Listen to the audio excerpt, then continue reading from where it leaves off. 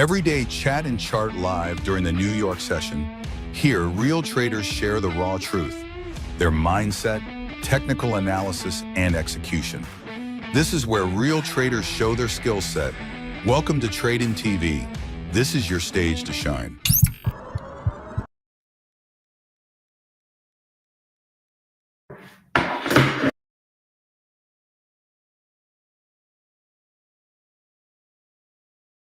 How is everyone doing? How is everyone doing? Hope everyone is doing absolutely amazing. How was everyone's weekend? Hope everyone's weekend was good. Can you hear me? Is everything good?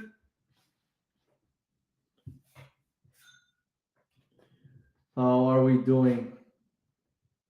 So, hopefully you all can hear me well. Let's get into some charts, some beautiful, beautiful charts. Let's get it.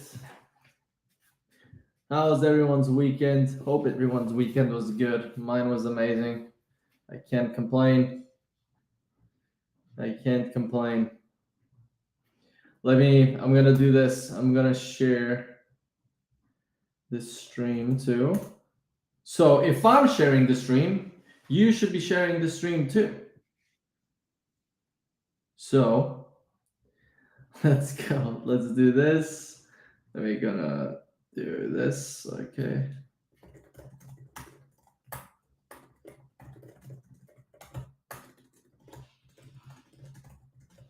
Any questions? Let's go. Okay. So I'm very, very excited. Let's add a screen share. A beautiful screen share. Let's do this. Boom. Let's add this on here. Okay.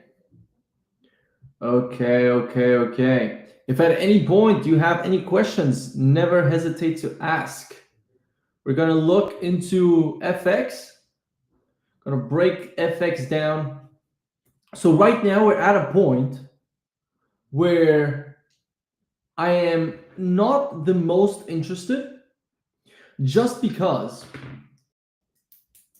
I can do this. I don't need this. We are at a point right now in the markets where we are at a high value area where, to me, this can be the pullback for the market to move to the upside. Does that make sense? Because every time you expect the market to move to the upside, you always expect it to move bearish first and then start the bullish move. Does that make sense? So with that, I'm just waiting, because I would say that the market is looking to come towards these lows.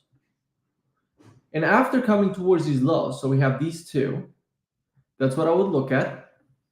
So these two lows, if we have this fair value gap right here marked out, what would I want to see? I would want to see the market moving down, sweeping either this low or this low, and then starting to form bullishness. Why is that? Does anyone want to try to guess why is that I'm waiting for the reversal to enter? Does anyone want to try to guess?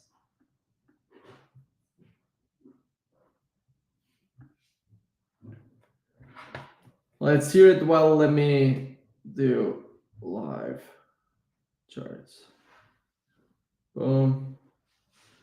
You got to share this beautiful, beautiful stream with everyone. I'll do this just so I can share it. Boom, share.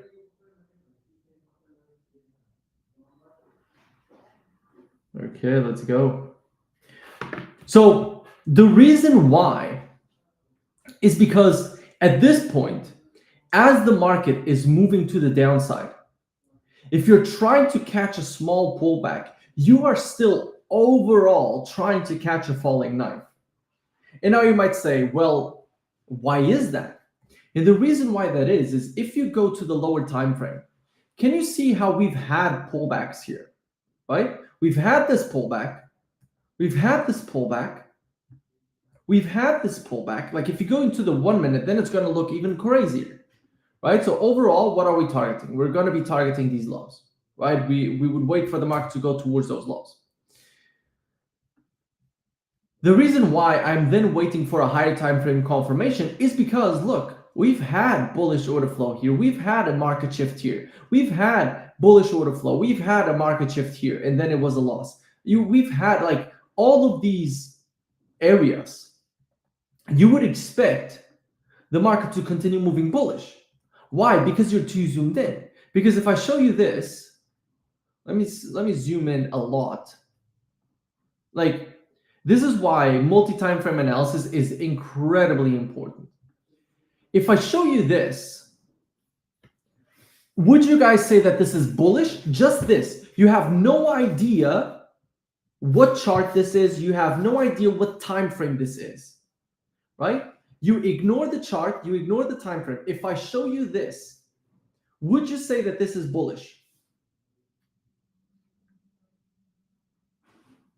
Let's see it in the chat. Would you say that this is bullish?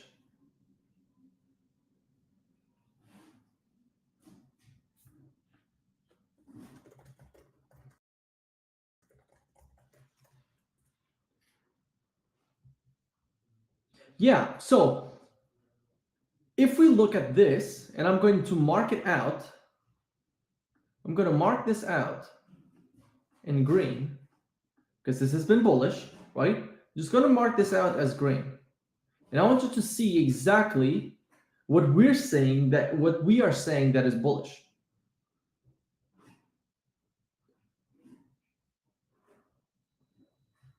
Let's go to the 15 minutes.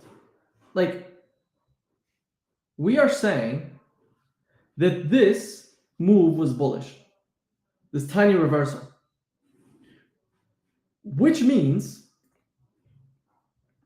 that you're not understanding that the market has failed to create the high, started to break lower. So any sort of longs here, you're already trying to catch a falling knife. And so at this point, you want the market to start moving bearish, but you want to see the crucial bullish move, right? Because a lot of people, they get caught in this idea of, oh my God, yeah, I need to execute on the longs now. No, you don't. Like, you have to wait for, like, a lot of people, they want to execute. We sweep the lows, we start forming bullish order flow. Okay, I'm executing now. It doesn't make sense. Because you should execute when the market is actually bullish. So, because think about this. This is very important. I really, really need you guys to pay attention. When you draw an uptrend, you don't draw this. You don't call this to be an uptrend, right? This is not the uptrend. The uptrend is the leg to the upside. So you don't need to call this low. You don't need to look at this. Like, this is not the area you want to call. You want to call this.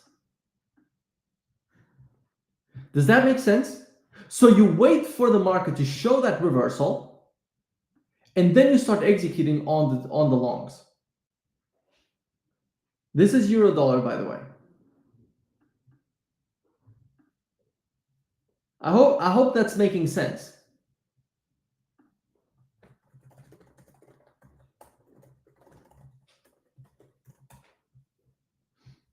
So let's go into GU and see if we have the same information. Let's go here. Boom, boom. Okay, let's go to GU.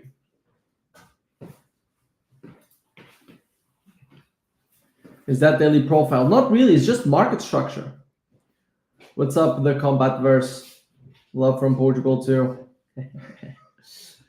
So let's look at GU. which is looking the same. But by the way, GU is now more bullish than EU. So we'll have to check. We have these equal lows on GU. Now let me ask once again.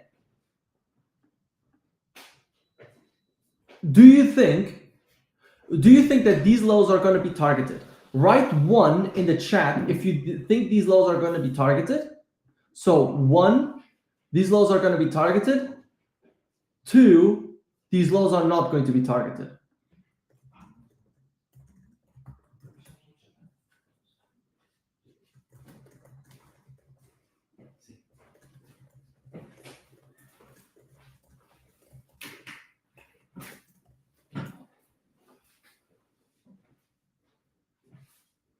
I can do gold afterwards.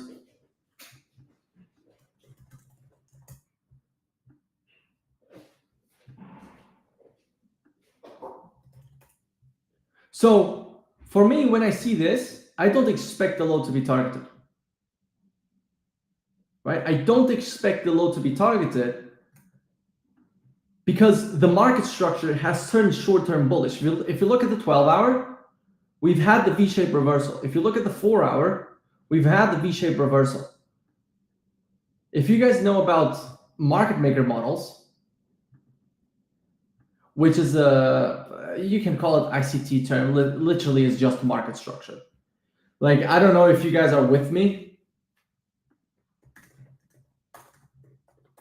And there's probably people that hate ICT here. There's probably people that love ICT here. Let's do this. Let's do this. If you love ICT, or not if you love ICT. Let's say if you hate ICT, write a 2 in the chat. If you love him / like him, or yes, this works, write 1 in the chat. I'd love to know that. But it's basically about the fact that the market is moving bearish, and then we have this market structure shift bullish, and now we are on this bullish uptrend. So now the market is just on its pullback phase to move to the upside, right? So with this, what am I looking for? I'm waiting for the market to show me where the low is, and then we move bullish.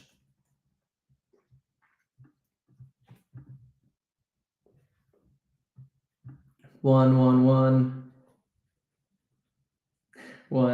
2. Rocky doesn't like ICT. ICT equals I can trade. 1.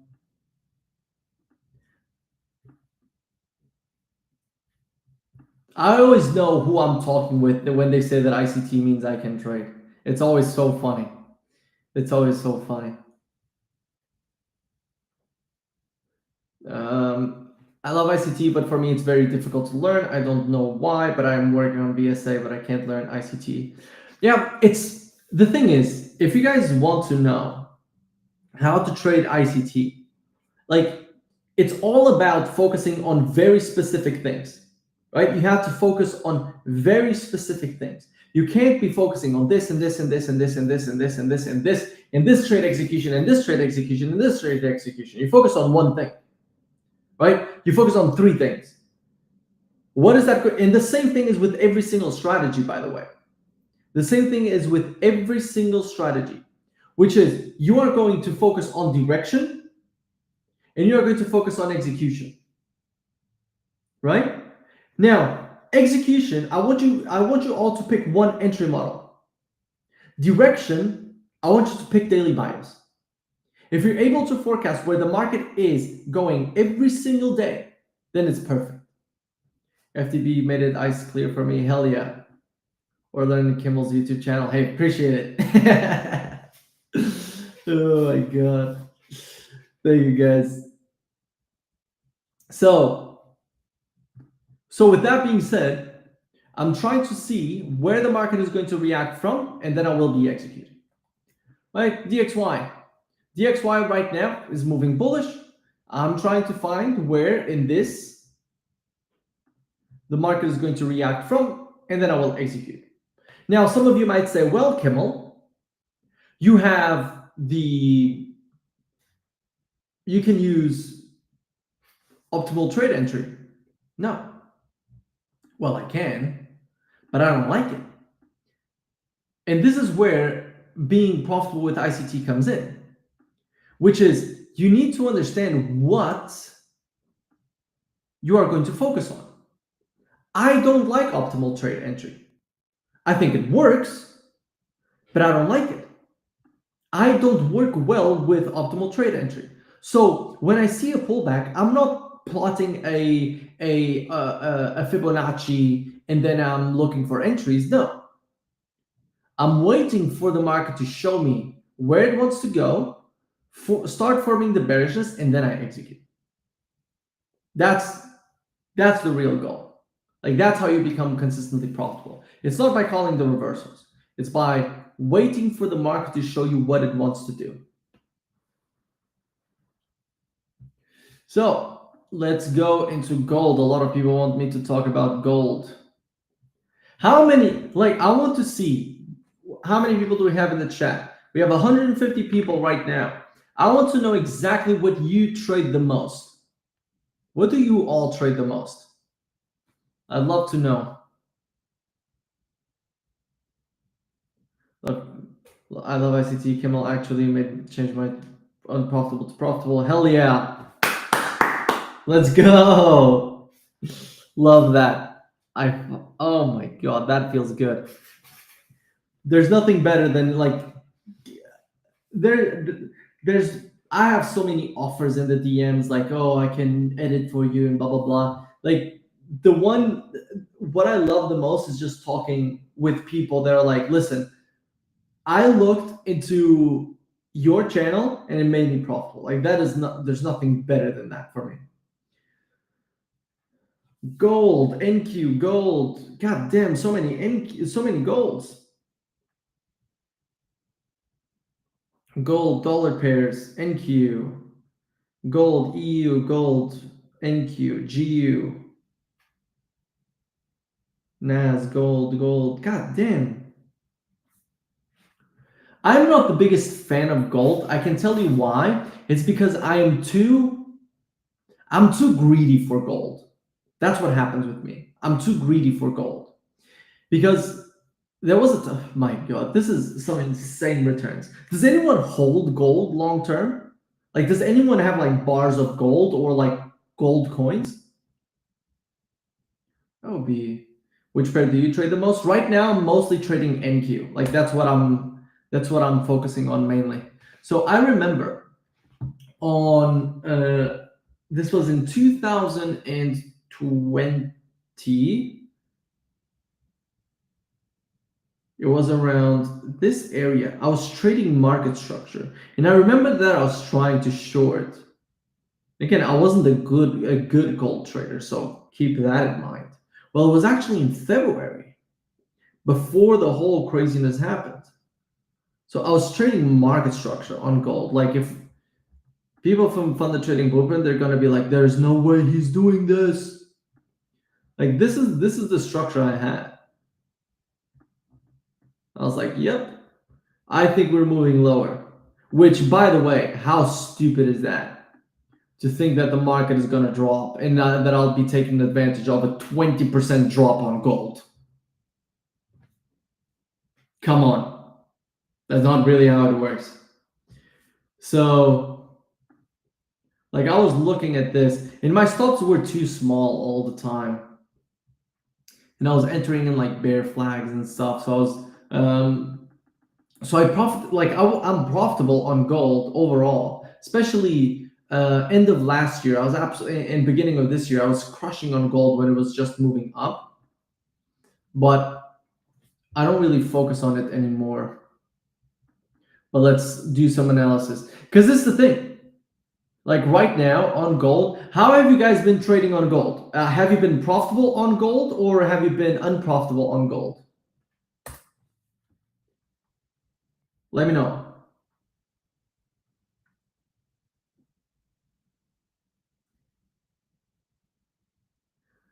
Yep. Okay. ICT is a good strategy, but the guy Michael, I hate it. Oh, listen. I completely understand why people would hate him. It's that simple. So I completely understand. So let's do some analysis on gold because you guys love it. Profitable on gold, unprofitable on FX pairs, unprofitable on gold. Let's go downward. Depends on market conditions. Unprofitable, unfortunately, loss. Gold pays all the bills and supports the family. Let's go. Not profitable. Some weeks were very good, but some weeks were very bad. Yeah, this is the thing. Like market conditions on gold, they're very specific, right? So, for example, you can clearly see that now picking the direction on gold is not the easiest. Because if I was to show you this, you would be like, well, we're going up. And then it just fully reverses. And you're like, what? But what do you mean? And you're like, okay, then we're going for these lows. And then it moves up. So if you like don't feel bad if you've been unprofitable with gold, what I would probably do is reduce the amount of trades that you're taking into hitting higher probability trades. So one more question, this is a very important question, which is how many trades are you all taking a week on gold? Like per week, how many trades are you taking on average? And we'll do some analysis after I get that question out of the way. So you have this high, we have this low. Like this to me now has become no man's land. Right? I don't think that there's going to be a high probability trade between this. Is DAX good? DAX is great. It moves very similar to NQ, but during London session. 10 trades per week, goddamn, 5 per week, 1 to 2, 5. Minimum 6, 3, 8, 5 to 10. Minimum 12, 10 to 15, 3 trades per day, 8 to 10. Sal, come on, that must be a joke. Maximum 32 is wild. 3 or 2 trades loss. I'm guessing that's your limit on the day.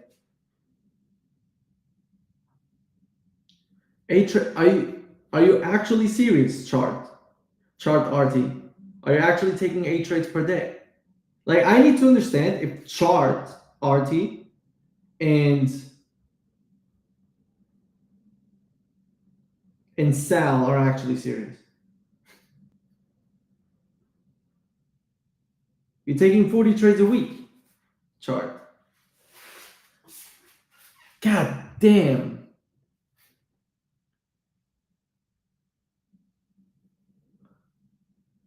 Like maximum, I can tell you my own perspective.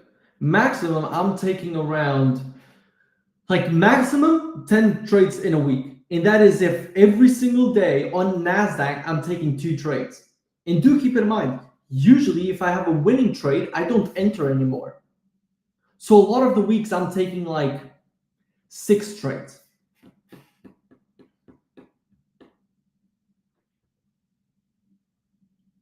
Max 6 trades, minimum 5 per week. I have too much FOMO. This is the thing, like, guys, this is important to understand. I need to put my camera in full. Okay. Let me do this. Let me stop sharing. Maybe, yeah. So, I need you all to understand this one thing, which is very important. Seriously pay attention. Trading is 90% waiting. Like 90% of profitable trading is waiting. So when we're seeing the price action that we're seeing right now on gold specifically, you have to be way more selective with the trades that you're taking for one single reason, which is if we are trading a market that is way lower probability, where you are not able to call the direction. What is a trade?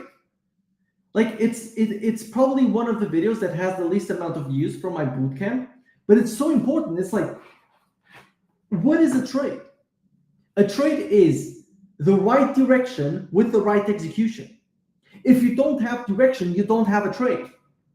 So you have to be able to first pick the direction correctly overall, and then you execute. I say this in the community. Which is, you don't want to trade a market which is a directional 50-50.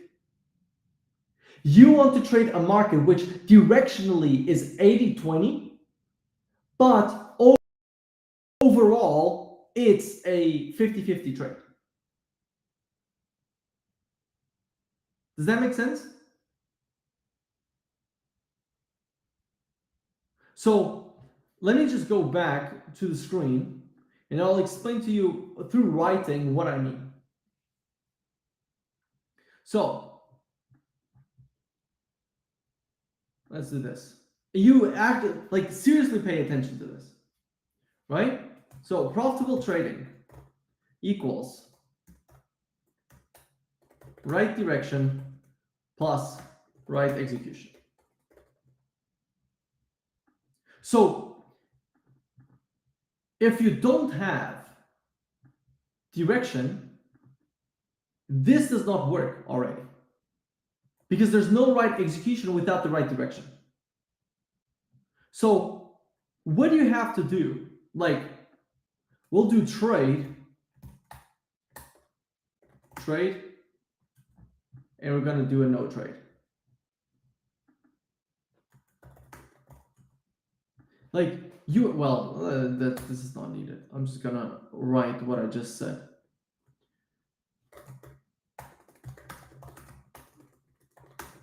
You don't want to trade a directional 50-50. You want to trade a directional 80-20. Trades can be 50-50 if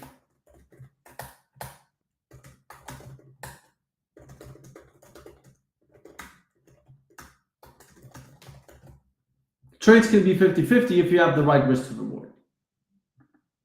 So what does this mean? Basically, right now, this is a directional 50-50. Are we going to go up?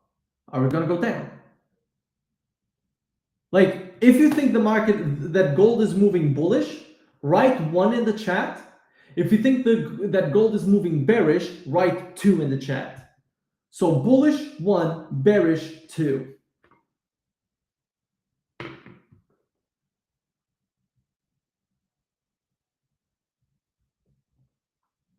What to do when you don't find your setup? You just don't trade, because it's just gambling.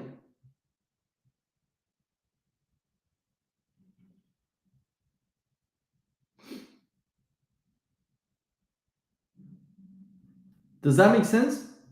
So 1 2 1 2 2 1 1 2 1 2. Again, can you see how even the chat is 50-50?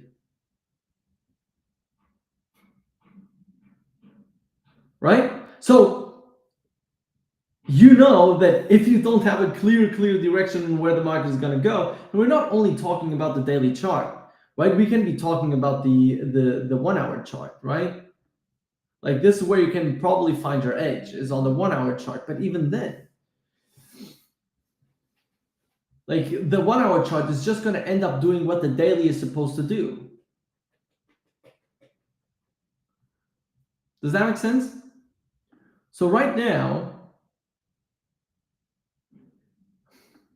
goddamn, I have this exercise inside of Funded Trading Blueprint, which is called the gun to your head exercise. If you had to pick a position, if you had to take a trade right now, what would you do? And at this specific point, I would say bullish. If I have to take a trade right now, I would say bullish. But I don't have to take a trade right now. And a lot of people trade as if they had a gun in their heads. That if you have to take a trade or something bad happens. Why? Like you are not, there's no need to have a scarcity mindset when it comes to trading. The next trade is going to come. Does that make sense? Like a lot of traders, I think I said this last week. I don't know if you were in the stream last week, which is profitable trading. Like, listen, I for sure used this last week.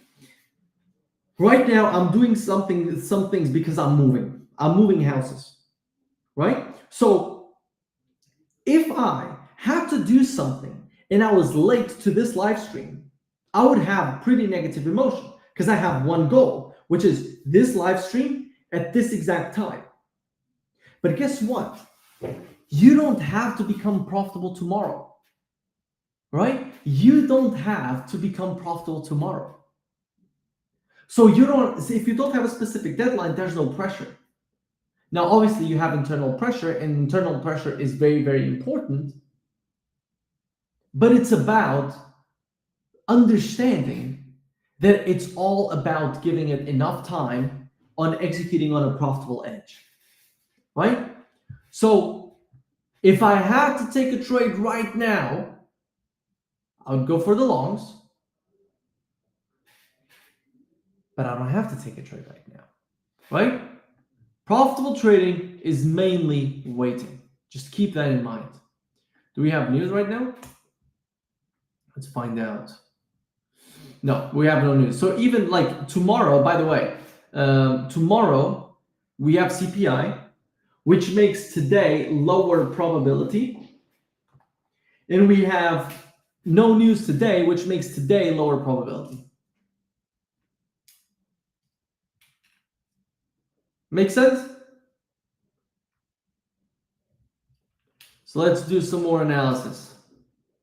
Oh, fuck, I wasn't even sharing the Forex Factory, sorry. Like, this is Forex Factory. We have nothing today. Trump is speaking in an hour and a half. So, given that, I don't even know if I'm trading today. And by the way, today, you will all have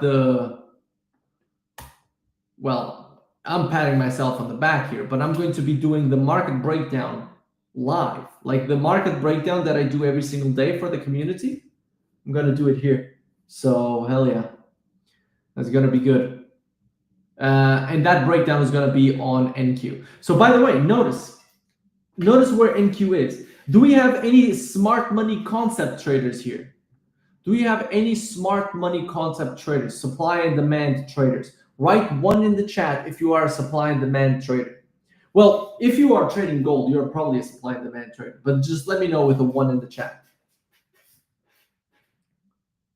Why is Trump always speaking? Man, don't ask me. That guy just likes to speak. Give him space. God damn.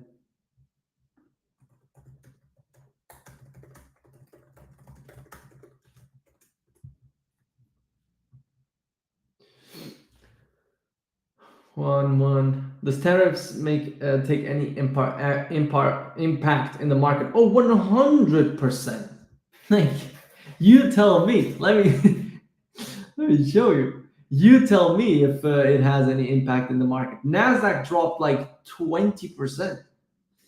So I mostly trade gold and my strategy working fine, but when I add US or currency, I don't have confidence to execute. So do you Waleed, do you have, how many trades are you taking a week on gold, Waleed? Let me know. One, but transitioning, yes, you're transitioning to the beautiful to the beautiful profitability. But Waleed, let me know.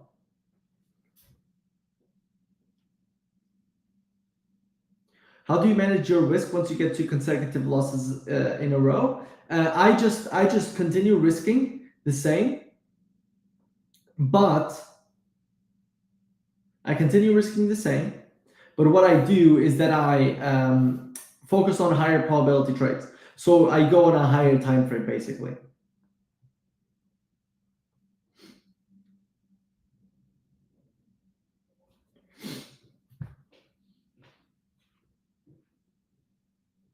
I have to check the markets daily, and boom, Trump is speaking.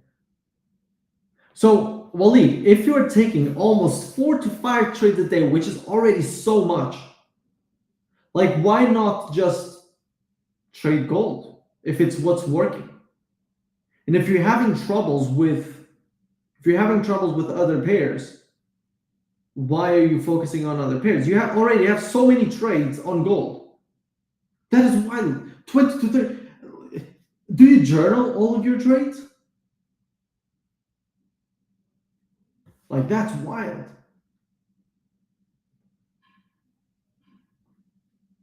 Wiz, you asked me that before, and I literally answered, and we are still on the chart that I answered you with. This was tariffs. This was tariffs. No, I don't reduce risk. No. I increase the probability of my trade playing out, basically. One more. Okay. So let me just do this. Give me just 5 seconds.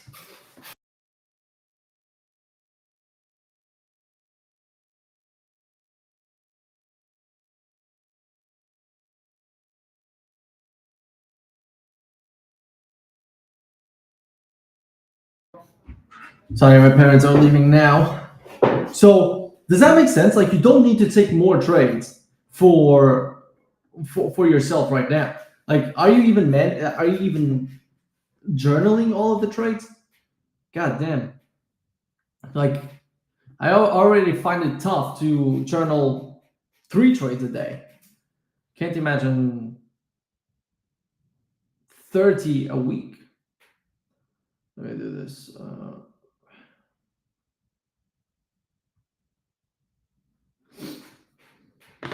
So, if you guys, by the way, so real talk here, once again. So real talk. If you take two losses in a day, you definitely have to stop trading for the day. Why? Because trading itself is a very, very emotional endeavor, right? We try to become, we want to be profitable.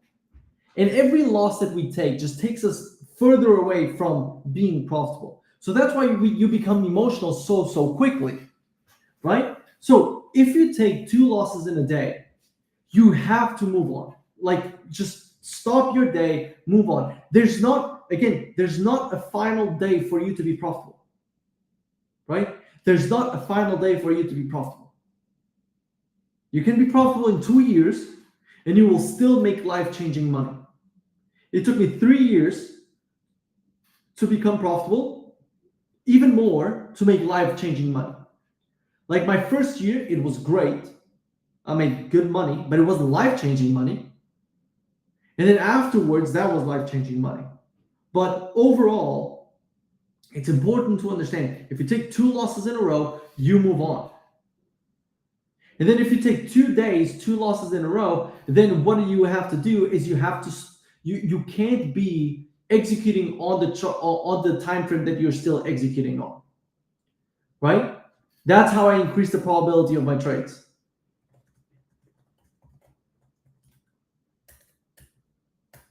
So let's go back. What am I looking for right now? Well, one thing, I want to identify the higher time frame PD array. In this case, this is 4-hour fair value gap. We've already hit it. We have this order block, but right now we are at this extreme which some people would call supply zone. We're at this extreme on NQ.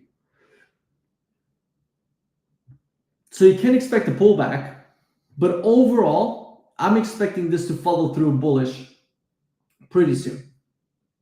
I expect today for us to have a follow through bullish.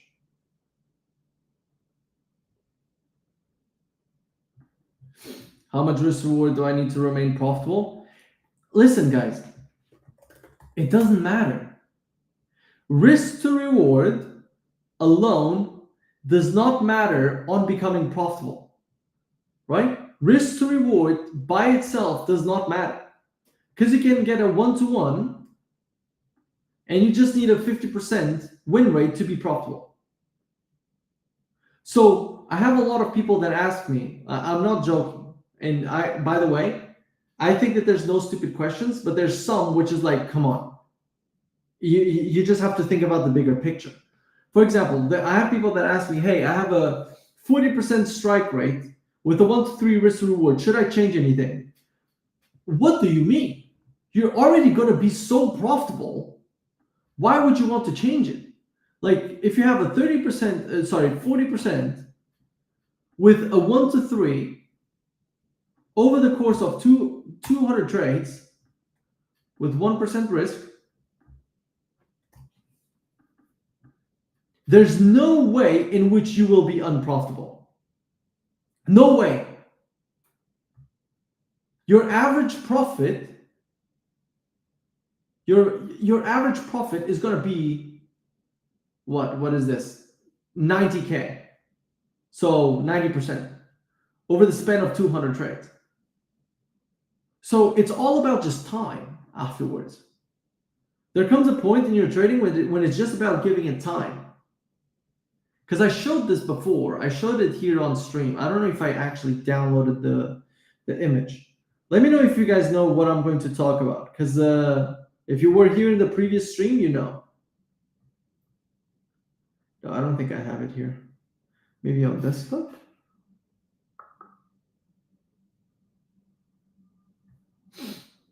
No. Oh, there you go. Can I do this? Nope. Okay. So I am going to share this. I'm going to share it like that. Just need to do another screen share window.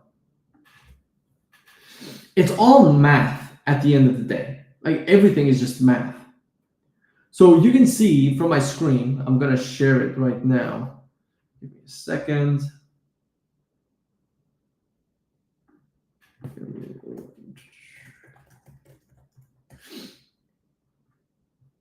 I can't add this in. Give me a second. Oh, okay. As said, it's all about math in the point of how many of you, let me ask you all, how many of you have had 5 losing trades in a row? I want you to write 1 in the chat. If you've had 5 losing trades in a row and you're like, maybe my edge is not profitable. How many of you have had that? Write 1 in the chat. If you've had 5 losing trades in a row and you change something on your edge.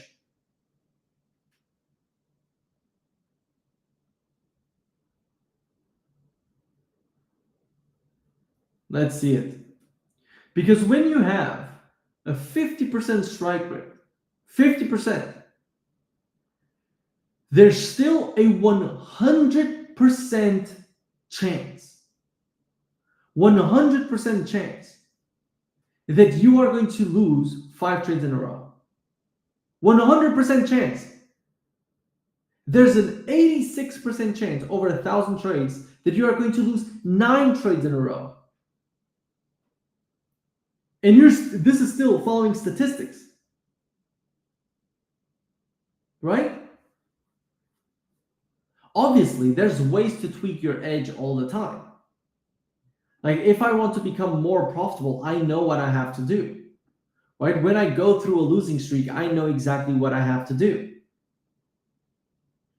But it's about believing in math. It's about believing in trading. So on NQ, What am I going to be looking for? I'm going to be looking for, this always is in front of me. I'm either going to be looking for the market to come towards the low and then move higher, or the market sweeping the low and then moving higher. I don't think we will sweep this low. We can, don't get me wrong, of course we can, but I would not be betting on it. I wouldn't bet that we sweep the low. So what I would look for, a little bit of a push lower, followed by the move higher, close above the order block, and then move higher. If we get that, then perfect. If we don't, then well, it is what it is.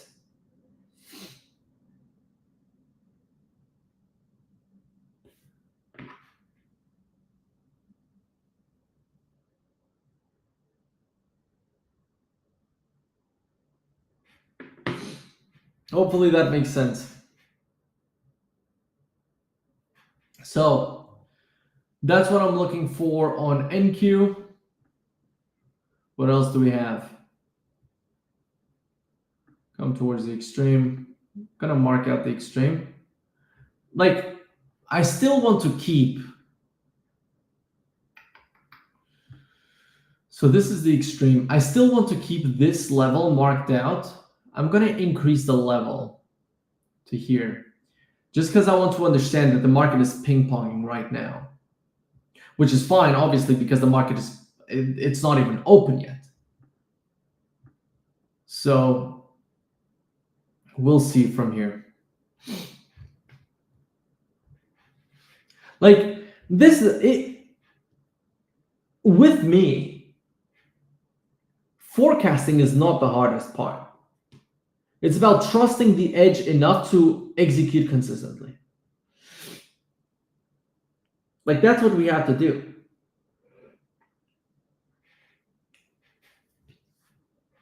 God damn, this gets mega cold and mega hot. Feels like I'm in Spain, but I'm not. In Valencia.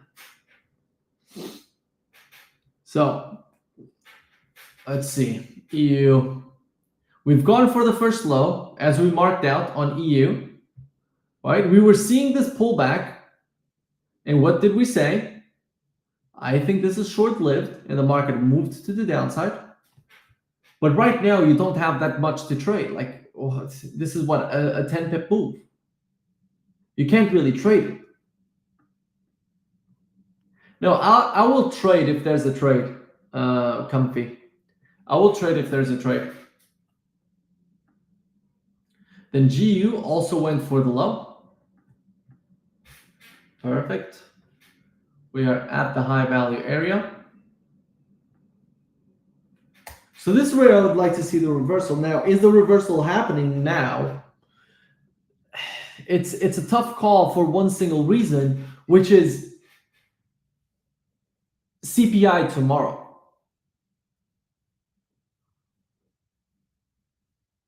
Turn on the AC. I had AC on. It got just way too cold.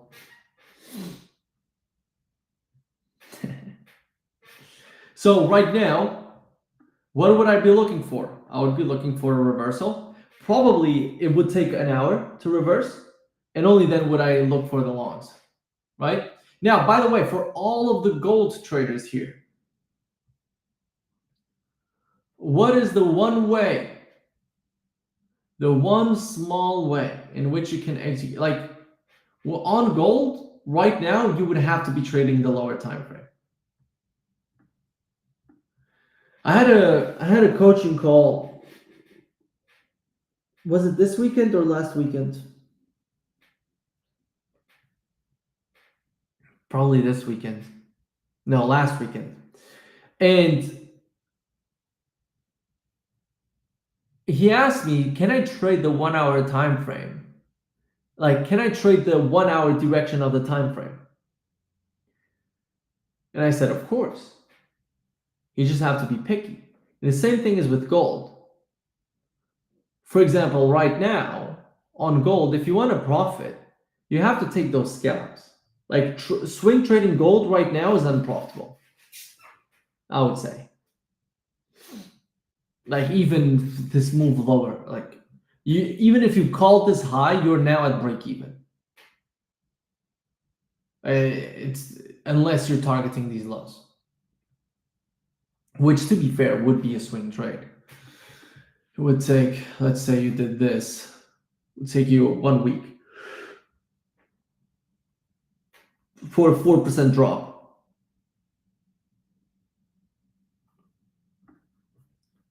It's like you would have to look at this and just be like, okay, I think this is gonna get hit. And then you aim for this extreme. And then you have these equal highs, right? That's what you would say. After a sweep, like you can trade from down here. Like this is mega aggressive. This is what we call a confirmation entry. From here on, you would expect the longs towards these highs. Shit, that's not what I wanted to do. Like you would expect this.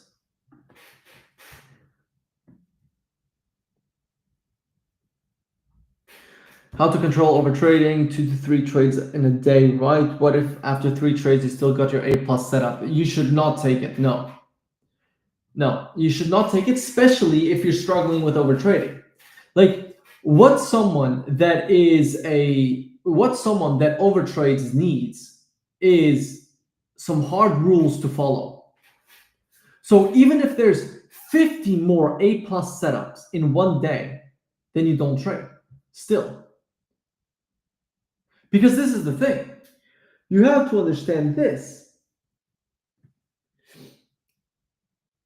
Every single trade that you believe is an A plus setup after you've taken 2 or 3 losses is not an A plus setup. It's not.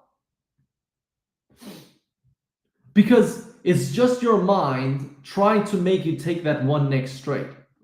Why is this in bar replay?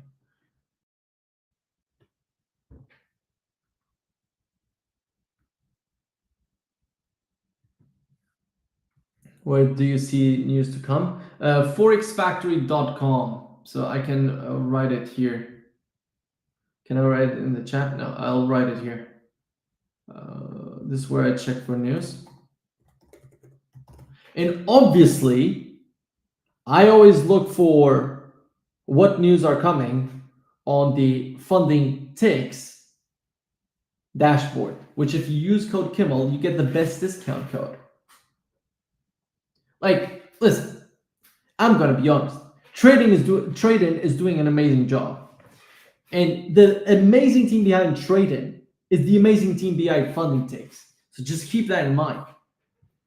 Like I've talked with a lot of prop firms and I've talked with a lot of companies.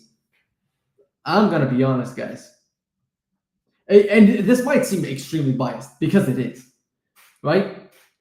But just know I'm being for real. I don't have to say this, right? They don't ask me to to say that they're great. So, like I've never said that anyone is great.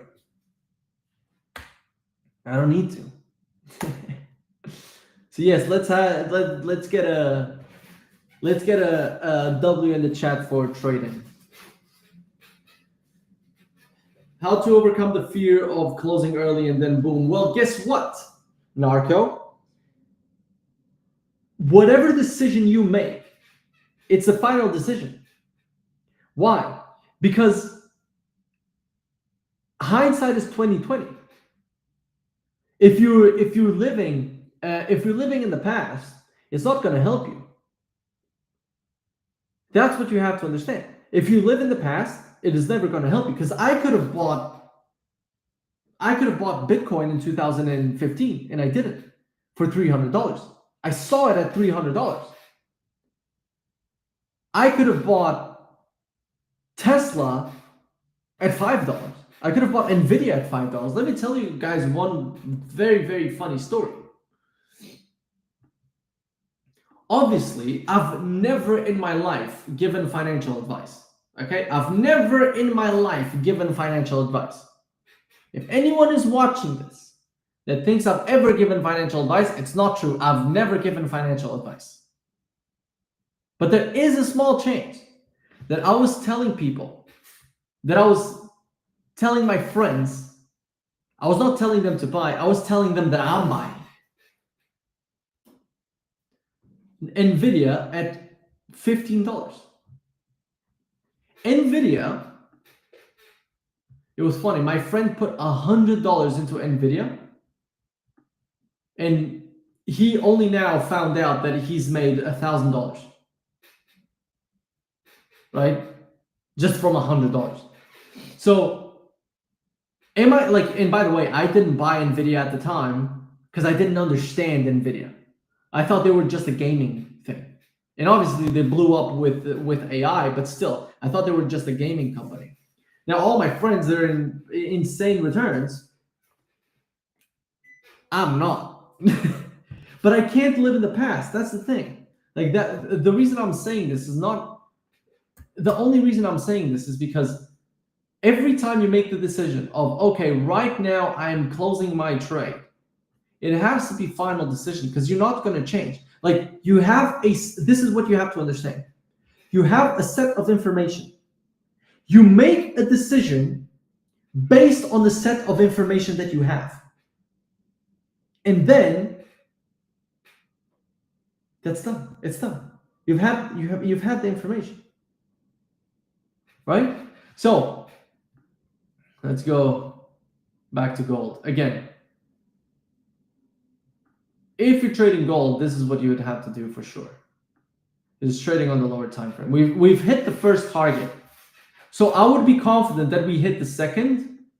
I would not be very confident on the third. I still think we will, but we're talking about levels of confidence. Where do you buy these stocks? I bought them on Revolut.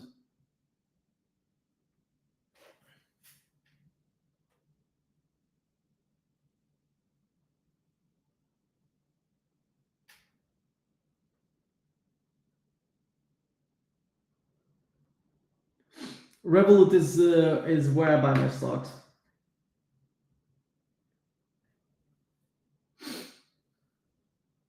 Yeah, like for example, let's say I took this trade, right? Let's say I took this trade. I had my edge, and I took this trade, which was a 1 to 1.5. If the trade now just goes and pumps to gold all-time high, right? Let's say that the market just goes all the way to the high, and it could have been a 1 to 19. I could have risked $1,000 and made $19,000. It's just not real because that's not your edge, right? Like that is not your edge. So you have to understand that every single decision you make is based on what your edge is. So do this. What do we have on AMD? AMD needs to start getting into AI too, for sure. Like this needs to start becoming a staple in AI. They're one of my biggest bets now. Personally, this is never I have never given financial advice to anyone. Okay, never in my life have I given financial advice.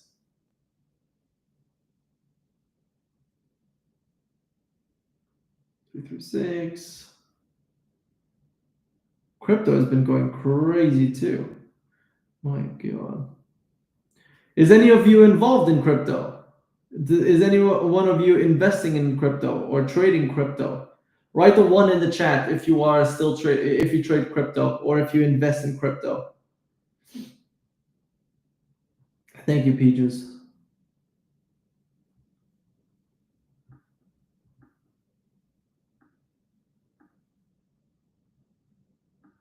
So by the way, this is the type of delivery that you would expect. Market goes for the highs, pulls back. Market goes for the next highs, pulls back. Next highs, pulls back, and then next highs. Why? Because this is just grabbing liquidity, pulling back. Grabbing liquidity, pulling back. coming to the extreme, pulling back, and then eventually just go for the high.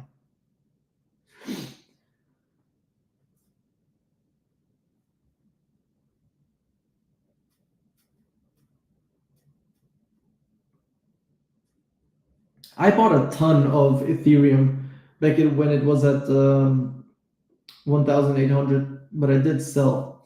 I missed out on a lot of money. Again, this is the thing. It's like I made great money, but obviously I look back and I'm like, oh, could have done so much more, right? It's like it's always this thing of, okay, what is the next? Like, what is the next? What is the next? What is the next? Right? Boom. Moving higher again, going towards the next area of liquidity, which is this high. Boom. So next high, now you expect a pullback. I invest, not trade. That is listen, most traders would be better off in crypto just investing in it. Like, I know a lot of amazing crypto traders, and they say that if they would have just kept all of the Bitcoin that they got when they if they would have just kept all of the Bitcoin that they got when they first started, they would have made the most amount of money. It's so funny.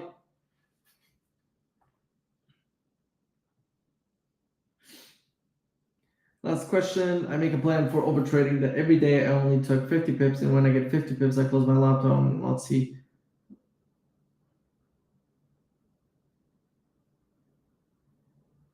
Well, it depends. I don't think. Listen, Waleed, if you are profitable, by the way, notice we have the pullback after we sweep the highs. Like, Waleed, are you happy with your results or are you not happy with your results, Waleed? That's what I would ask. Are you happy or unhappy with your results? That's what I want to know.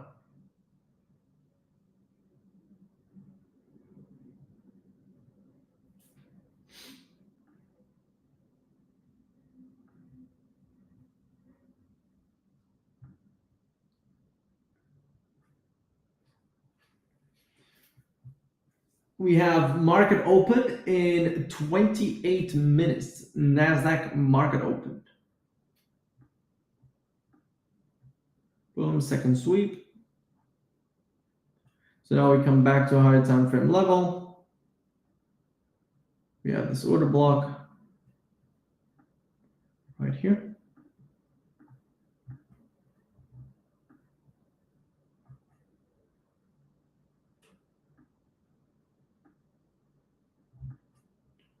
Boom. Okay. Let's see if we go higher. Happy as long as I'm making progress. That is very, very good.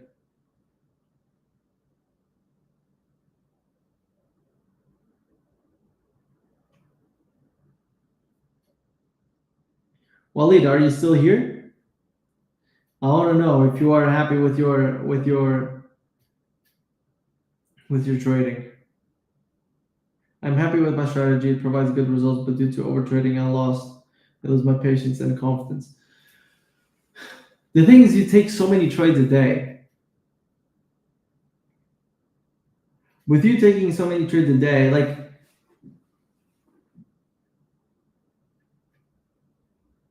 I'm trying to think.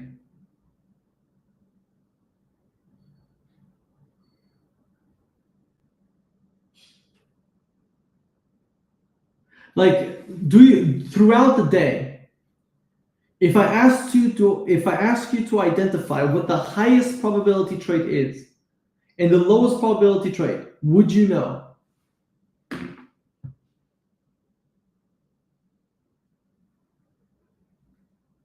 And I'd love to know, everyone that is here, I want you to write a 1 in the chat if you are happy with your results. I want you to write a 2 in the chat if you are unhappy with your results.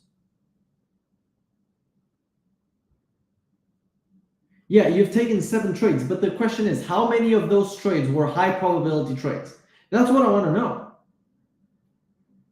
Like, we're not even halfway through the day. Because if you can identify them, you just only take the high probability trades. I can guarantee you there's not enough high probability trades in a day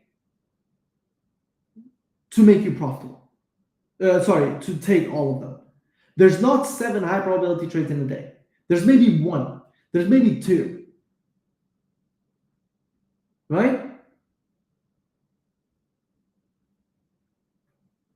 Like the difference between, let me say this.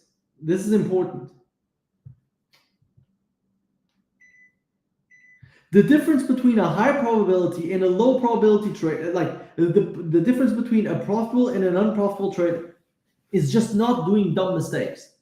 Or let me say it in a different way. The difference between a break-even trader and a profitable trader is only not doing stupid mistakes. A lot of people ask me, hey Kimmel, how can I go from break-even to profitable? I tell them, listen, look at your journal. Identify all of the mistakes you've made, all of the trades you should not have taken, that you took emotionally, that you should not have taken. Remove them from your journal. Oh, then I would be profitable. There you go. That's what I did. That was the big shift for me. It was stop doing stupid mistakes and I became profitable. I'm not joking. I am not joking when I say this. It was all just stop doing stupid mistakes.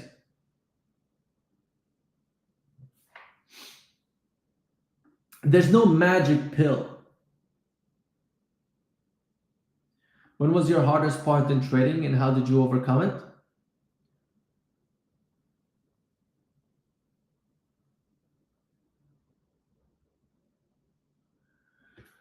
I would say it was my second year where I was seeing signs of profitability, but something wasn't clicking and I was always blowing my accounts.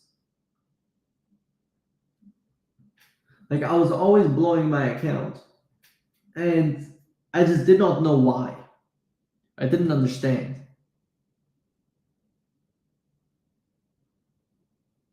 And then funnily enough, as soon as I understood that every time that I would get funded or every time that I would be close to getting an account, that I would just start doing stupid mistakes because I was rushing it. I was like, no, there is no way. There is no way that it's as easy as this. Guess what? Oh my God. It was as easy as that. Let me just get some water.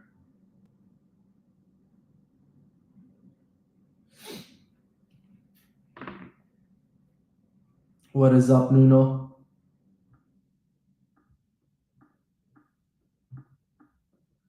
I have a strategy that I would love you to have a look at. I've watched your videos.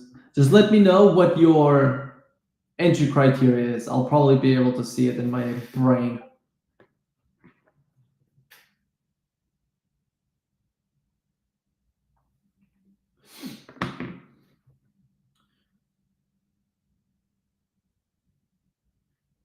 I think I'm also in the loop of seeing profitability on paper, but never when it comes to live.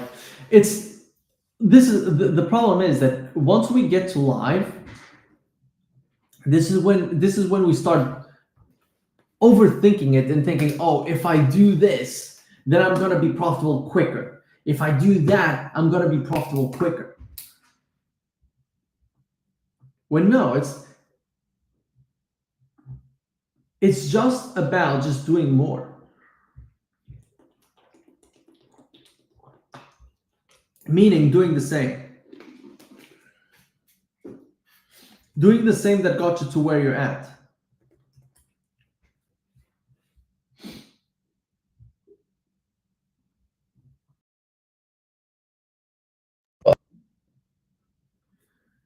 I believe now we're better. Yeah? Mic should be better now.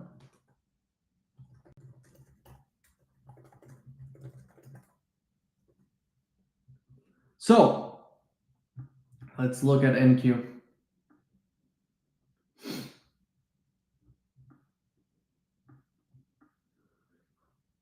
So I'll wait for New York open on NQ. I see how price react at key points, highs and lows. I see how price reacts at key points, highs and lows, and then I'll wait for a 5-minute fair value gap to be retested. Oh, that is beautiful. Yeah, that is beautiful. That is beautiful. So I'm going to do right now the market breakdown for my community, and I'm going to do it with all of you. So let's get to it. Let me do this.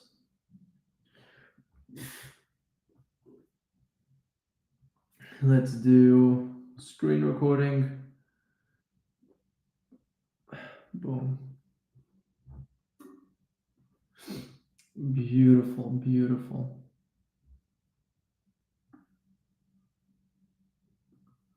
Okay.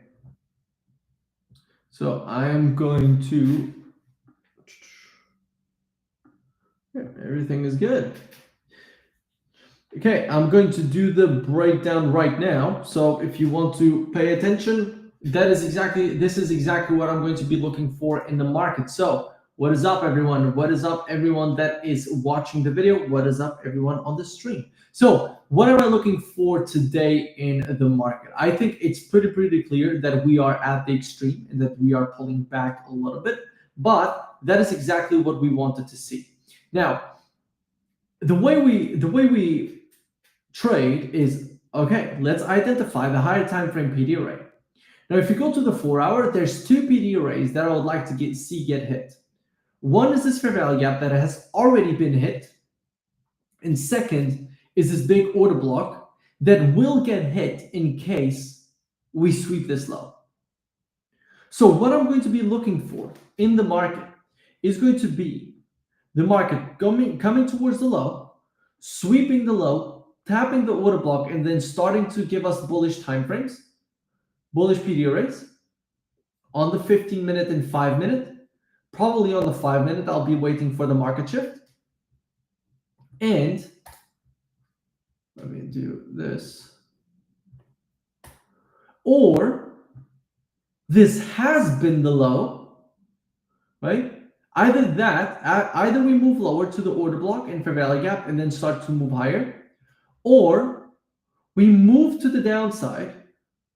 Sorry, we move to the extreme, and then we start forming bullishness, and that's where you would execute on the longs. So there's two possibilities. One possibility, we sweep the low. One possibility, this is the low. So right now, there's only two options. Move lower, wait for a 5-minute shift, execute on the longs, or tap the extreme, move bullish, 15-minute is bullish, execute on the next 15-minute power of 3, and wait for the market to move to all-time high. For me, all of this is just a pullback section. You guys know this is a catalyst for a pullback. This is not a pullback in itself. This is not a reversal point. Can we go lower? Of course we can go lower. Let's say we close all the way down here, right? So this is the forecast for today. This is what I want to execute. But let's say that the market moves all the way down and closes down here, because we have move higher, move lower, move higher, move lower. Boom. The order flow would remain bearish if it closes all the way down here, in which I would be waiting for a 1-hour reversal. You guys know that right now I'm looking for higher probability trades. And today, just be careful today, because tomorrow we have FOMC. Sorry, CPI. Which means that today you want to take quick profits. Why? Because once we reach a target, we're going to range. In my mind, that's what's going to happen. So what I'm looking for, as I said, there's three possibilities. If we move all the way down and we fully reverse on the 1-hour, I can execute. But for that, we would have to reverse on the 1 hour. If we move towards the order block at market open and then reverse, I'd like to see a 5-minute or 15-minute bullish close, mainly 15-minute, because as you know, I'm waiting for higher probability trades. Or last but not least, manipulation just comes towards this extreme, and then we start to break higher. And once we break higher, that's where you execute on the next power of 3, right? Just take quick profits. Don't let your trades run for much more than 2 hours, given the fact that we have CPI tomorrow, and we already know that one day before CPI, usually we have lower probability conditions. So, with that being said, come to the stream. We're going to be streaming still for some time. Ask any questions, and I will see you all soon. Peace. Okay, beautiful. I'm going to post this on the Discord.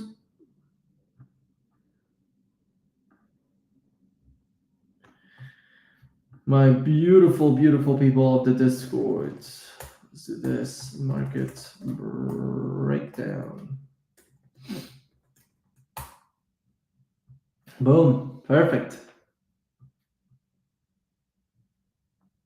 We're not leaving yet. I'll still be here for some time.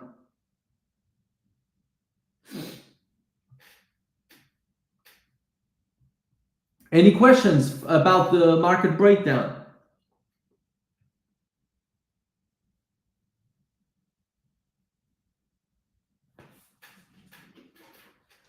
I'm watching you first time in a way of teaching guidance. Amazing. Appreciate that. MD, we're letting a select few people join Fund the Trading Blueprint now.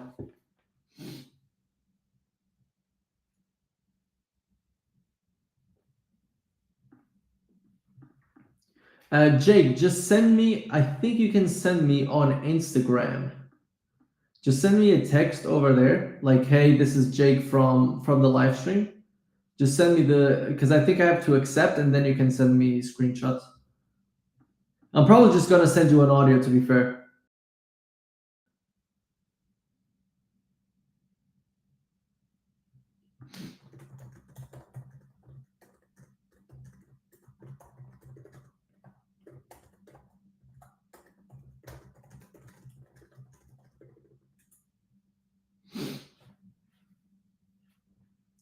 How do you help traders overcome the mental blocks that make them hesitate at crucial moments, and what daily habits do you recommend to build? So this is the type of thing that we're absolutely charged for. But hey, we're on Tradin TV. If you guys use code Kimmel on funding ticks, then it's great. Amazing prop firm. Funding pips, same thing. Tradin is doing an amazing job, so I'm gonna give you this for free. So emotions is just the gap between expectations and reality. What does that mean? The reason why you guys get emotional on a losing trade is because you thought it was going to be a winning trade. Right? You thought this was going to be a winning trade, and you already created the expectations that this is going to be a winning trade. And now once it's a losing trade, you're like, you have negative emotion. Right? So that is really the issue. Now, the follow-up question is, how can I reduce those expectations? You reduce those expectations by, as soon as you enter in a trade, you look at all of the reasons why this trade is going to be a loser. If you look at all of the reasons why this trade is going to be a loser, if you take a loss, you're like, oh, this was why. I know exactly why it was a loss. Does that make sense? So, if you understand that this trade can be a loser, and the way you do that is by doing analysis, doing analysis opposite to to what you're looking for. Like, let's say you're entering in a long. Tell me all the reasons why it's going to be a loss. Why is it going short? Because there's always reasons why this trade is not going to be a winner. That's why it can be like a 60% probability trade. But if it's 60%, that means that there's still a 40% chance that this trade is going to be a loser. And I want you to tell me why that 40% is. There's always a reason why. Always a reason why. Sweep the low, start of the reversal. You can see the difference between EU and GU right here. That's why I said that GU is way more bullish.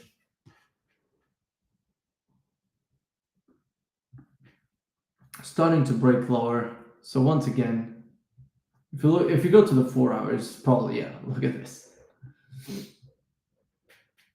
Next target would be the fair value gap. This is still going lower for sure. EU is still going lower for that second low.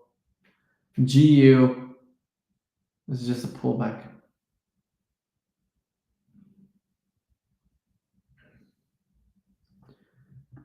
And everyone is just always so afraid of having the wrong analysis. I find that very wild. It's like, guys and girls, if your analysis is wrong, but you didn't execute on it, it doesn't matter, right? Like that, literally, you just analyzed something, it didn't play out. It doesn't matter, right?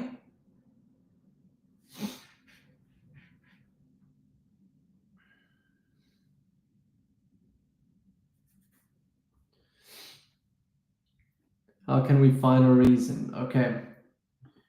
You guys are putting me on the spot right now. Let's go here. This was a losing trade. It was actually at minus 0.3 or minus 0.4.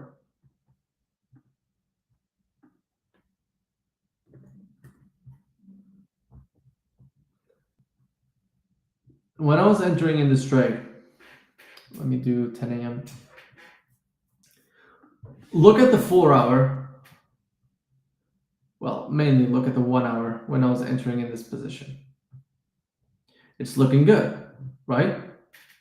But every single time that another candle opens up, you expect what I call the power of 3.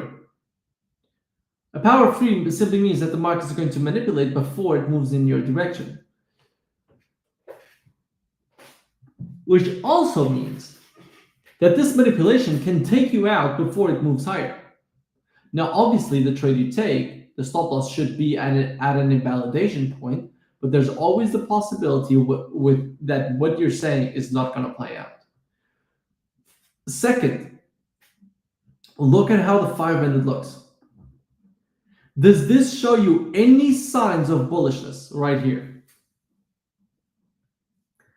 To me, this shows absolutely no signs of bullishness.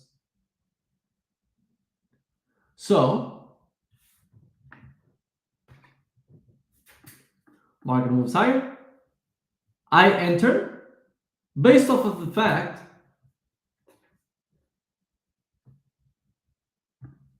that we've moved higher. I enter on this order block, stops below the order block. The market taps it, it goes into profit, and then notice how we're just chilling around my break even. And I'm like, huh. At this exact point, because I entered on the 1 minute, look at this. Does this show you any signs of bullishness? There's no bullishness on the 1 minute. So as soon as I see this, I'm like, well, there's so much liquidity down here. So much liquidity. The 1 hour and the 4 hour are not looking particularly amazing. And so any single trade that I take, I already know that there's a possibility that we go for the sweeping lows. Now afterwards, we moved back to my break even. And now some of you were probably like, well, Kimmel, why didn't you close at break even? That's not really my edge. It doesn't make sense. Like, I don't manually close my trades. It doesn't make, well, I do when it's in profit. But I don't close my trades to reduce my loss. Very rarely do I do that. Very rarely. Meaning, okay, my stop loss is at minus 0.5, but the market right now is at 0R. I'm gonna close. Very rarely do I do that, and when I do, usually it's an unprofitable decision. So that is very, very important to keep in mind.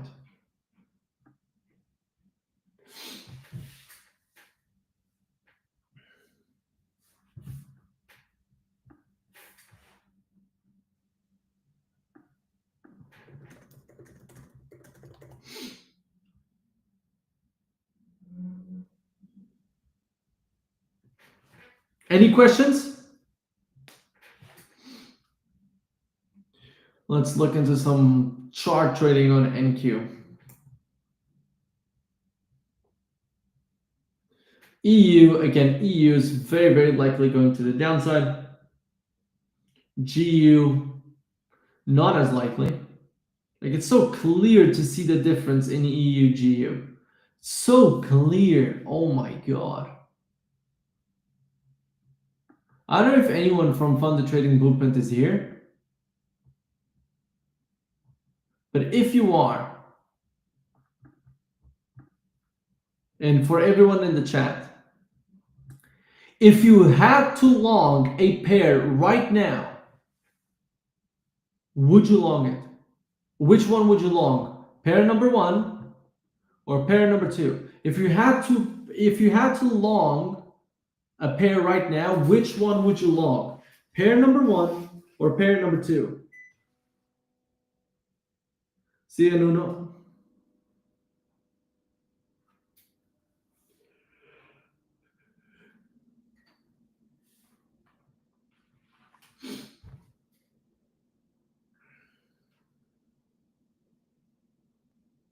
My Instagram is Kimmel Trading.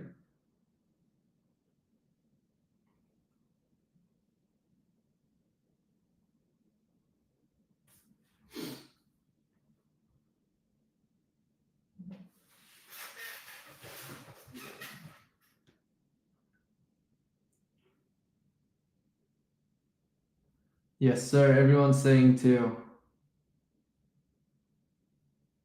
What can you say about opening multiple positions? It's killing me. Well, just don't. Come on. What do you mean?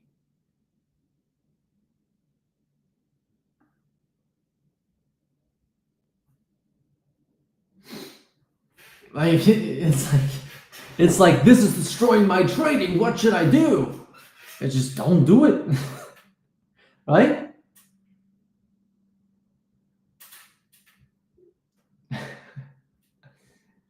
It's like, imagine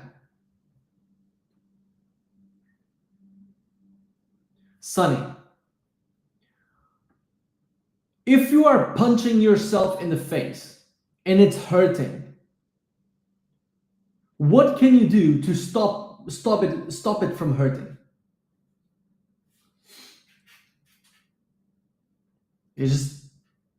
I want you to tell me. Do you care about Trump speaking for trading on NQ? Not really. Depends on what he's speaking about. Sorry guys, I need a coffee, but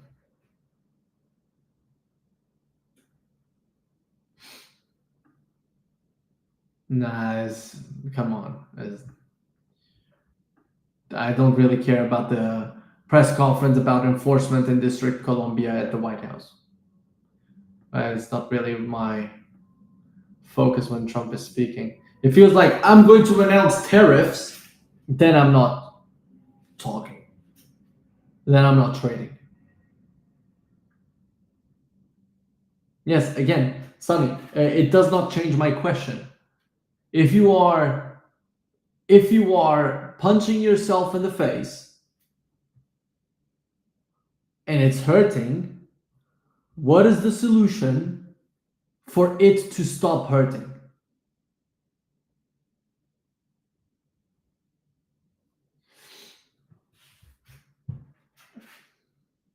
Exactly.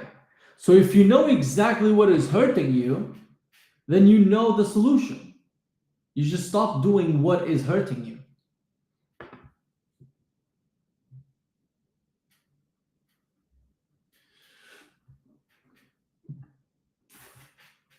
So we've swept those highs. We're at the extreme that we mentioned, by the way. The reason why I like to keep the higher time frame PD arrays, it doesn't matter if I'm drawing them, if I can see them a lot like these ones or not like this. It's just because I like to see, like if we're in the shade of gray, I know I probably have to be careful.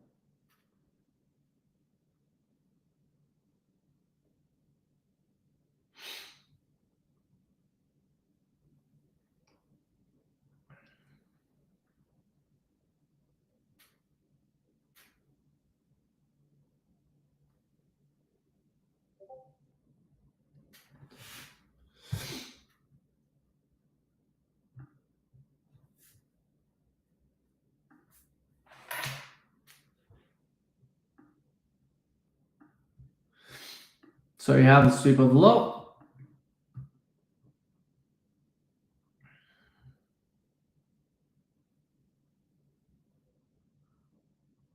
This would be the next target right here. Oh shit. This is the next target right here.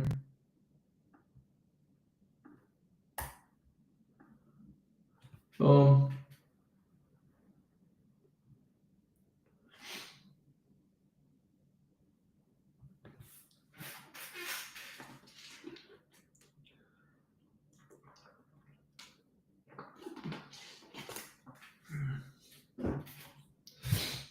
Trade with Safwan. I am not answering if you're spamming.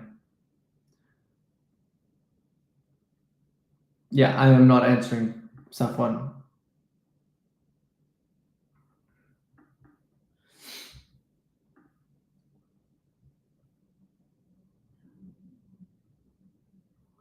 We have an amazing number of people here that is getting their question. Yeah, I'm not answering.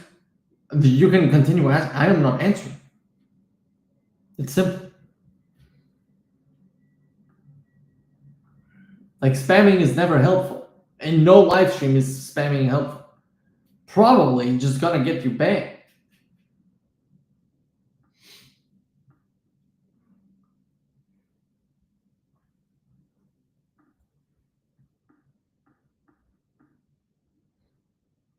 Okay, it's not fun. I take it. But give me 5 minutes to let go. Yeah, I'll answer in 5 minutes.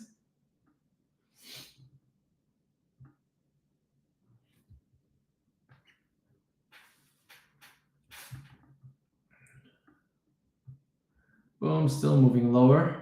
So now, for example, anyone trying to, for example, long right now, you're literally just trying to catch this falling knife. Like you don't know if the low is gonna be here, if it's gonna be here, if it's gonna be here. So you just wait for the market to show you where the low is.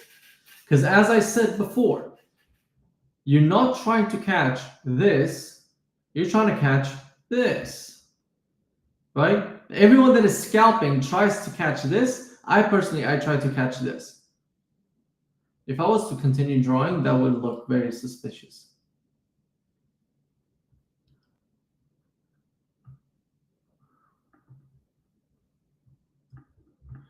Or as my fellow Americans say, it would look very sus. Oh my God, it would look very sus.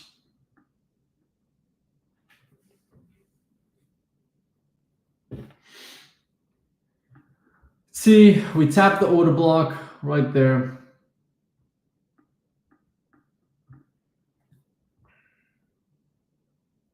Pivot confirmation entry model. Any confirmation entry, I love it. I don't know if I can swear. I probably can't swear. It doesn't. It looks bad to swear. I have to be honest. I have to stop doing it. Gold moving up to our targets. Gold, gold, gold. Again, it's trying to look. Notice how we fully respected the order block. So now the question is if we're going to the extreme. Like we fully respected the order block. And now the longs are still in play as we've mentioned before.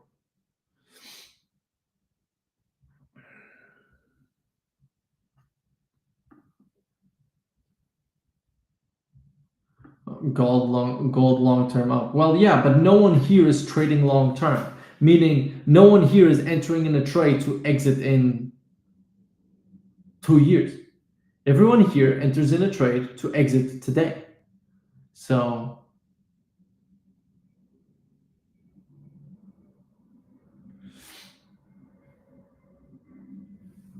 this guy loves to always say how he is right and everyone else is wrong. Well, okay, I'm not gonna say it.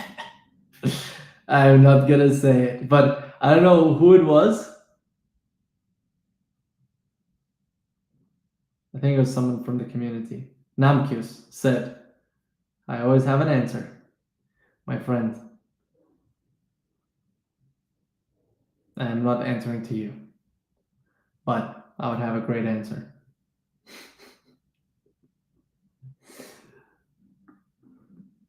Let's see, there's still nothing to trade. No, NASDAQ and gold are not correlated.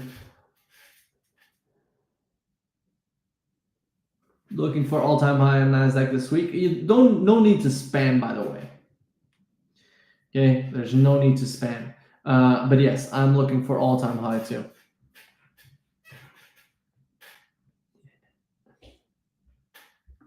A determined bias of a whole session of New York. You don't determine the bias of the session, you determine the bias for the day. And then the session should probably go in line with the day, basically.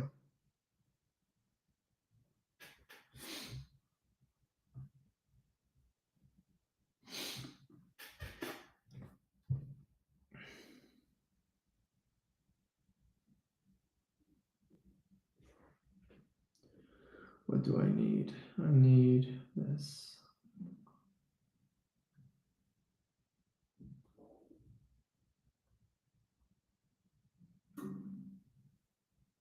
Okay, we're starting to have some bullish confirmation. But we're still not breaking through that fair value gap. So I want to break through that fair value gap.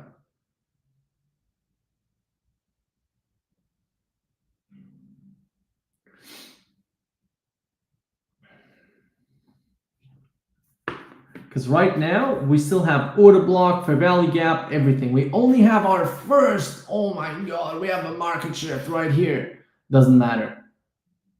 It really doesn't. It's definitely a lower probability trade right now. Once we close above, then perfect.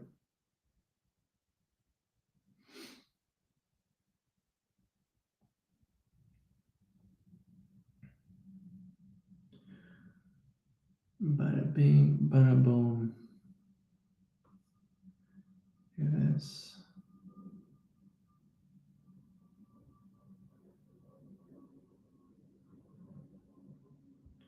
Okay, we continue the bullishness, which is great.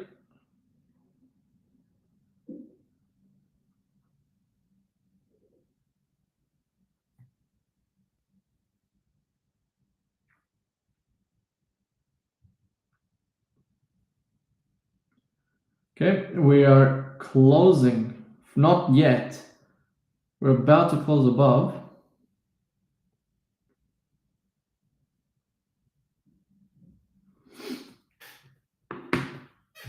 Let's see how this goes. How's the 5 minute looking? 5 minute is looking beautiful. What would this trade be? Engulfing. Stops here. To this high of 1 to 1.3. To the next highs. I wanted to towards the extreme. Yeah, that's fine. So now I'm just waiting.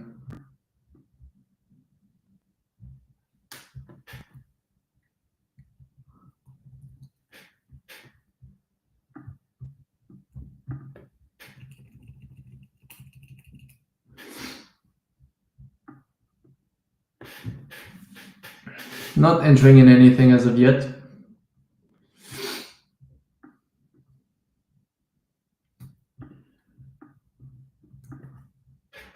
Don't get blindsided by that.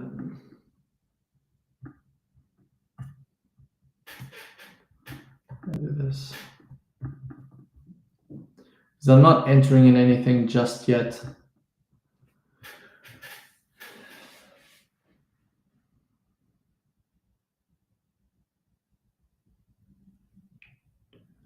Gee, you can trade whatever days you want. I've always I disagree with people who say, oh, you can't trade in the summer, or you can't trade on Mondays, or you can't trade on Fridays.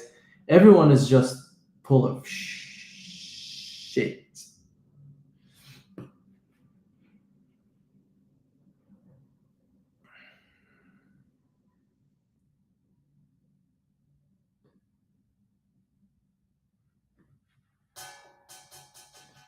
Do you wait for a pullback? Depends on how far from the entry we are.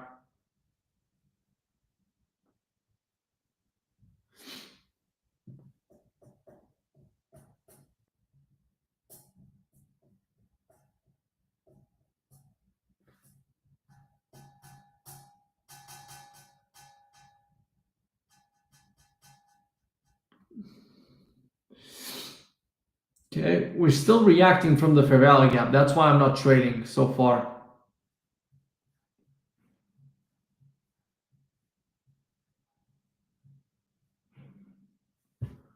Okay.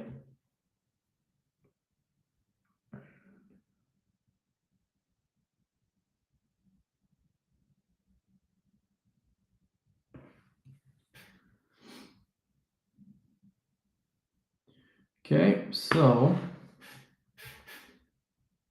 let's see. I do think the longs will probably be looking good here. Yep.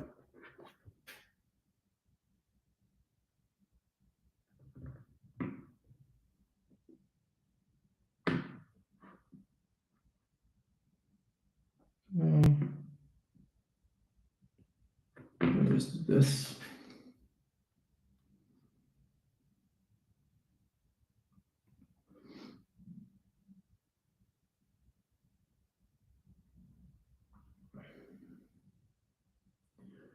Okay, how is the 15-minute looking?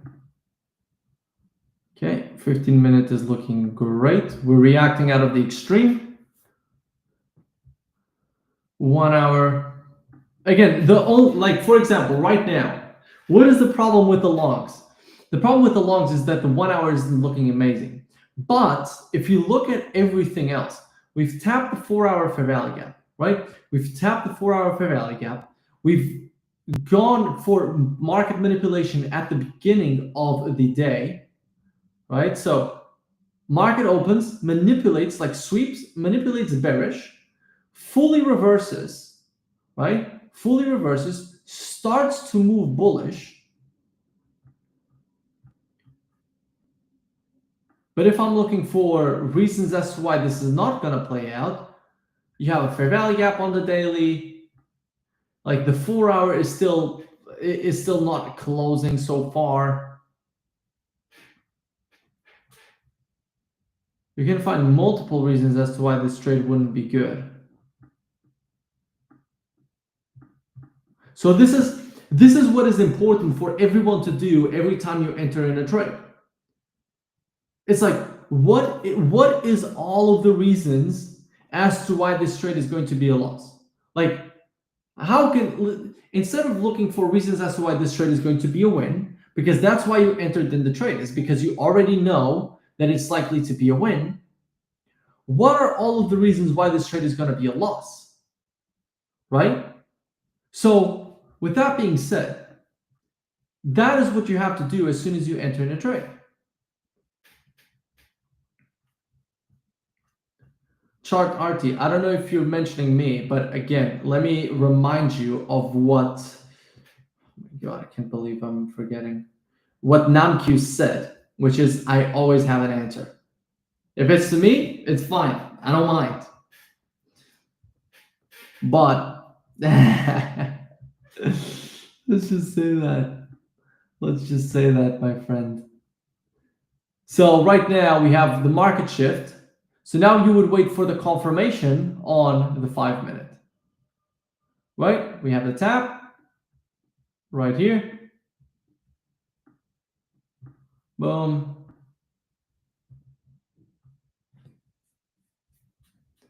A 1 minute engulfing would already be good.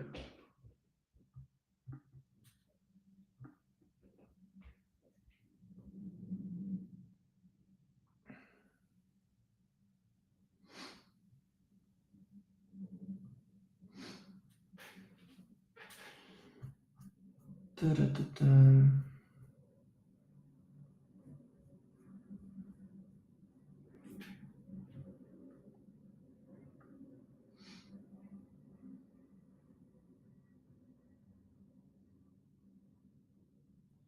If you enter, will your stop loss be at the low? No, because it's going to be too far from the low. It's going to be 3-4 PD arrays. Yeah, that is the right way to think about it. Like, I wouldn't go for the low. I would put it at the extreme.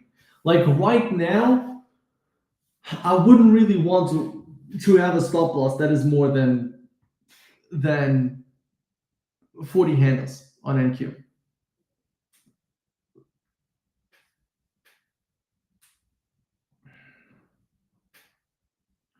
So like now, you'd wait for the engulfing.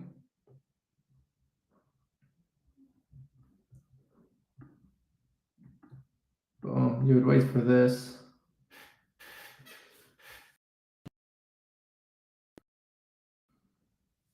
Yeah, like let's say you enter, you wait for the engulfing, and you enter. Below the low, you have a 50 handle stop. Like with the 50 handle stop, you only get 2R very, very close to all-time high.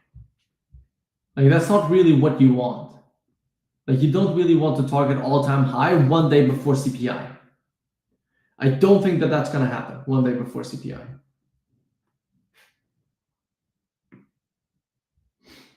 Does that make sense? So, but even then, just the fact that it's one day before CPI, it just makes me so much more cautious of this trade. And that's why I'm waiting for so much more confirmation.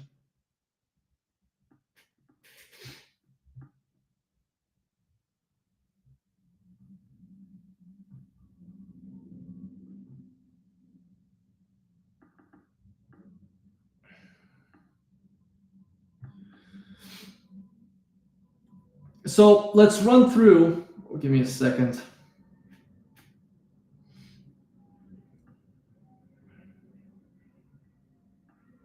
I'd say the next candle should, like if the market is moving bullish, this next candle should be bullish. So let's run through everything again. Let's run through all of the pairs again. So EU,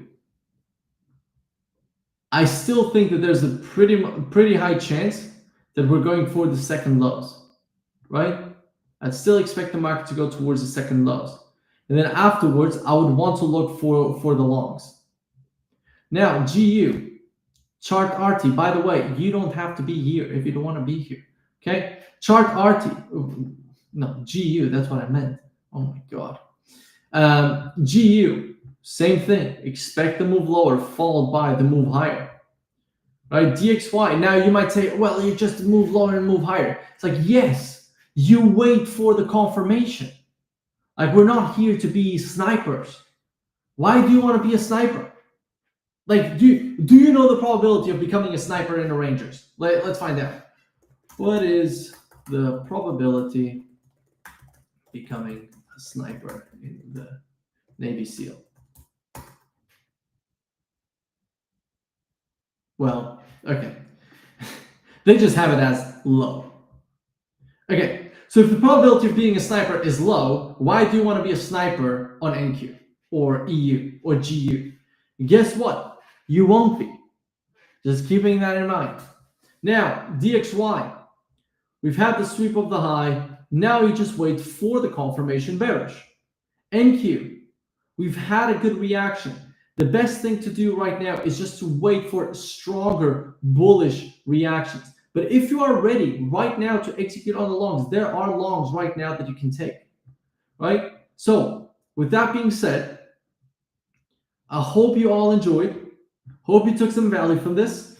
I will see you all on the next Monday. And yeah, absolutely amazing to have you. If you have any questions, save it for next Monday. Great stream, great questions from everyone. Hope you took some value, and I will see you all in the next one. See ya. Oh shit, I wasn't sharing my... Fuck. Okay, I'm gonna do it again. Wait, I'm gonna do it again. I'm sorry. That was not a good forecast. So, on EU, we still expect to go towards these lows, right? We still expect towards these lows. Then I want to see bullishness here. On GU, same thing. Wait for the market to show you where the low is and then look for the longs. DXY, we've swept the highs. You would expect the market to move bearish and then look for the shorts. But don't try to call the high. On NQ, wait for the 1 hour to close. Afterwards, if this shows bullishness, we are very likely coming towards these highs, right? So that is really it. Hope you all enjoyed. Finally, now I shared my screen. So with that being said, hope you all enjoyed. If you have any questions, leave it for next stream. If you are inside of Fund the Trading Blueprint, just ask in the Discord. And last but not least, Tradin TV, make sure to subscribe, make sure to leave a like. If you want to check out the best prop firm, you can check out Funding Ticks. With code Kimmel, you get 35% off. So with that being said, hope you all enjoyed. Have a great rest of your week. Don't overtrade. Don't emotionally trade. Make sure that you are profitable. Stop doing stupid mistakes. See ya. Bye.